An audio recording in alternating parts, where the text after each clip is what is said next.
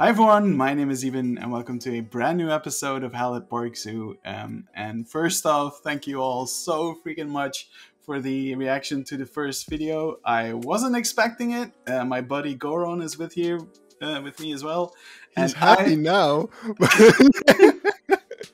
But I was in disbelief when the first episode went on, and I was like, I'm never gonna be able to redo this. But yeah, here we are. I hope you're joining us again, and we are in the African village. And if you think you saw that the title of the video is now mentions Hallett Park with 2 T's. Shut up, you didn't. No. Certainly you definitely saw that. You just didn't see it last time when it did not only have 1 T. Yeah. Don't look it up. So yeah, this is one of the first exhibits, which is relatively simple, but it's what it is. It's what these are. Is this the first thing you encounter when you enter Africa? Yes. This is pretty much one of the first things you encounter when you enter this village. Okay, so you ripped off Plunkadel. Very nice, very nice. Kinda. Yep. That's, cool, that's such a good mod. Oh, I'm so sad that Jen doesn't make mods anymore. Yeah, exactly. As you can see inside of this hut, there's a presentation going on at the moment. So we won't be able to visit it right away. But yeah, this is the African village, and it brings me to the first point that I want to make about Hallett Park Zoo, and that's that this zoo is going to be me doing things I've never done before, and one of those things is an African village, a generic ass African. Yes, with these kinds of huts. I'm not saying those are not realistic. It's just that I never really liked them because zoos were only doing these for the longest time. And Africa is a huge continent with loads of different kinds of architecture. And so I always refrained from doing these kinds of villages. But then I thought, like, okay, maybe I should do it at least once in my zoo career. And Hallett Park felt like the zoo to do it in. Yeah, I mean, just what we saw last episode, the viewpoint this creates, it really just draws you here. It's like, ooh, there's something cool over there. And yeah, I mean, it as much as generic as it is, it does make it like recognizable for people, because when people think of African village, this is sadly what they think of. So yeah, you can also use that to create this attention grabber. But let's talk about this amazing view over here. Yeah, let's not talk about the fact that giraffe is on the ridge again. But yeah, no, this is what I wanted this to be. In the next episodes, I'm probably going to tackle the other yards, just because I want to finish this effect. But I'm in love with this, and this is basically what triggered me to do things that I've never done before, because this is not something I've ever done before. Belgian zoos don't have these kinds of landscapes really. And ever since I went to Big Sebastian with you, I was like, okay, yeah, now I would really want to do that, because this is freaking awesome. It is so cool. So yeah, I'm really happy with the results. Yeah, I went to Zwed the other day, and they had a really awesome lion habitat with the large savanna habitat in the back of it, and it worked so well. It was so cool. And also, what's really fun about Zwed is when I went, Eben was like, "Oh, if you find any African huts, send them to me." And for once, Eben was very happy to hear that for once there was a zoo with a big African area that did not have any round African huts, but at the same time... Even when the one time that I actually needed them... they're not there. Yeah. Exactly. This is really cool though. Yeah, I like it. And I really like... Whoa. different button. I really like the view that this can create. Wow. Okay. The timing. Awesome. Yeah, I really like these. And this brings us over to the next exhibit. I've seen this one. Which is a banded mongoose and porcupine exhibit. Awesome. Yeah. Yeah. This is partly inspired by the one in Overloon, which Nuenen, which we visited quite recently. I wish there was an African wild dog over there because I want to see how this works though, because this is a crazy view that you've created over here. Yes, I will do a flyover because I want to talk about a very specific zoo design trick that I've been using here. But yeah, this is what I've done. This is also something that I'm still working on because I need a piece that works. But you have in one of your zoo trip videos, or no, it's in your... It's the inspiration, the porcupine inspiration video. Yeah, this is taken from Almere Jungle. Yeah, exactly. I love that so much. A way to give the animals something to drink by installing something like this. I absolutely adore this. Yeah, it's really cool. And this is another view where you can sometimes see the Watusi over here. You can already see the flamingos over there. But yeah, this is so cool. Yeah, this is really just a hub with animals all around you. It's so cool. Yes. I love it. Yeah, really well done. Let's move over here.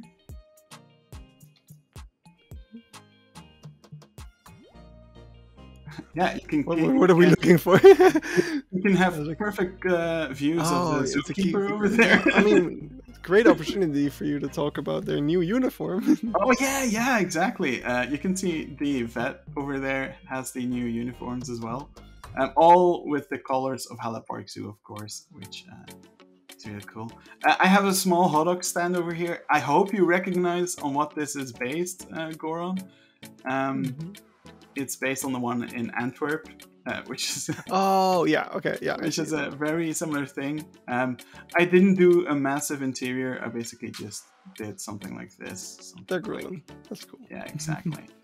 And that brings me to the second thing about Hallett Park Zoo. I don't think I'm going to spend too much time on like making very intricate backstages and insides of buildings when it's not necessary. Because I really want to focus on, hey, let me do things that I've never done before. Yeah. Let me build things that I've never built before. And animal cage backstage number 59 is not part of that. Yeah, no, exactly. Yeah, this is the lesser flamingo exhibit, which I also really like, but I like it the most because you'll get some cool views of it. If you are over here. Ooh, that is cool. If they are in the right spot, but they're not. But look what we have there. Ooh. Oh, we have super cool. African wild dogs, and they have a pup. Which I really, really like. What's this coat variation? I feel like I've never seen this one. It's a very recent one made by Gaboy. Awesome. It was only released like 2 days ago, I think. Super cool. It looks gorgeous. Yeah, I love it too. And let's get the other view, because I like this view as well. Oh yeah, this is more. And I'm on the roof. That's more focused on the wild dogs, I suppose. Yeah, exactly. Yeah, with all these new buttons. Yeah, it's a bit more of a search, right? Yeah, I have the same issue. No, that was not the button that I want to press. But again, so this is the wild dogs can get up to both these windows, right? Yes, exactly. But they can't get to the flamingo. Cool. Yeah, exactly. These are like the main viewing areas of the wild dogs. Because they are more of a shy species, I decided not to give them too much. Just these two, and that will suffice. They can choose to go to the whole other side of their exhibit, which is quite large. That's on awesome. That side. Oh yeah, and then you'll be able to kind of see them from here, but they'll have a lot more distance and stuff. That's really cool. Exactly. Another cool thing that I've added um, which is entirely made by Carlos, and he made that ages ago. But the Right. Yeah, you said something about wanting this. Yeah. yeah, the power lines. Ever since visiting Noonan, I was like, yeah, I want that too. But yeah, this is one of the coolest areas in the zoo, if you ask me. I'm very, very happy with what it looks like right now. And I want to thank you, Goron, because these huts are massively inspired by what you've done in Key Park Zoo. Yeah, just a little bit bigger. Yeah. Oh, look at that freaking view again. Oh, the elephants even. Yeah. This is going to be so cool if it's completely finished and there's not like a random staff building in the back. But yeah, it's something really cool. Now I'm going to go in overhead view for a minute because I want to talk about something. And it has something to do with zoo design. If I zoom out, you'll notice... Oh, that mode for the dogs. That's awesome. Yeah, I still need to finish it. I kind of forgot that I was going to zoom out and you were going to see the unfinished version. I mean, now it's like even more clear what you're doing, so that's cool. Yeah. The one thing that I want to talk about is a design rule that comes from the 12 Rules of Zoo Design book. Oh, I have it now, but I still need to read it. You'll get through it really quickly because it's a really good book. But as you can see, we have a really small footprint. There's tons of animals. There's like 1, 2, 3, 4, 5 habitats really, really close by. And the thing that I want to talk about is that throughout this entire walkthrough, there were no competing views, which means that when I'm coming in here, the first view that I get is the Watusi capital. At no point in this view do I need to choose. Yeah, do I need to choose between am I going to watch the Watusi or am I going to watch the big savanna area? And that's like one of the major things that was mentioned in the book, that even zoos in real life make mistakes about, because if we are quick we might be able to see, you can see the wild dog in the back. I'm sorry. Oh, okay. I'm switching for a minute. It's a little tiny on my screen because the Discord stream is even smaller. It's hard to see, but there it is. Really cool. But yeah, there's no competing views in this entire area, which was very, very important for me, because it's a smaller footprint than I'm usually building in. It's still quite big. It's not on a wide scale, but that was really important, and it continues all through this area. Like you have this, and you immediately get drawn to these habitats and not by this. It's the moment you turn around, then you notice, oh yeah, I can go over here, and now you can see it a bit better, but not isn't it anymore. Easy to wait? Yeah, I think you went immediately to the savanna part. Now it feels like you would be missing the penguins or the flamingo. Christ. And that I kind of avoided by making a food court over there, so there would always be people here, so they would block at certain times, would block the flamingos, but not enough that you wouldn't hear them, so you would still be drawn to that area. And once you get here, I mean, wouldn't the sound of the food court kind of drown out the... Yeah, that maybe I should do something about that. But again, here the first view you get is this, and this is the first thing you do. And then you turn around and you notice, oh, there are these huts. What's inside of that? And that's the principle that I've tried to use all throughout this build. And I'm really happy with the results. Yeah, I think it works really well. And I'm really happy with the mode over here as well. Yeah, you should be. That's so cool. You didn't notice it at all. I'm so glad, because I did notice it, and I didn't reposition the camera. I was hoping that you might have noticed it yourself. And I guess it's also the coloring of it. Yeah, it does help. Well. It does help. But yeah, the African wild dogs have a big exhibit. Yeah, nice. It's pretty much the size of the one they have in Overloon, I think. Okay. So it should work in real life. But I'm just, these also look so amazing. I've also never ever, not even in Zoo Tycoon 2, built an exhibit for African wild dogs. So this zoo is all going to be about. They had to be in here. This zoo is going to be all about animals that I've never built exhibits for. And for those who were wondering, yes, there's a very big moat in between. Oh, nice. This exhibit and. Ooh, that's steep. That's very steep, yeah, I know. So I'm thinking about like putting in the what's it called again? The electric grass thing that I'm. Oh, hot grass, yeah. Hot grass, yeah. So that is something that I might put in at one point. The other thing that I also need to finish up is this little school area, which gives you a view of the Watusi, and which will also sometimes give you a view of what's going to be next. But that's for next time. That's for the future. That's for the future, and you've already seen it. So yeah, no. I feel like I'm going to start repeating myself. This is what I've built in the last 2 weeks. Dude, that's some great progress, man. Yeah, I'm actually very proud of this.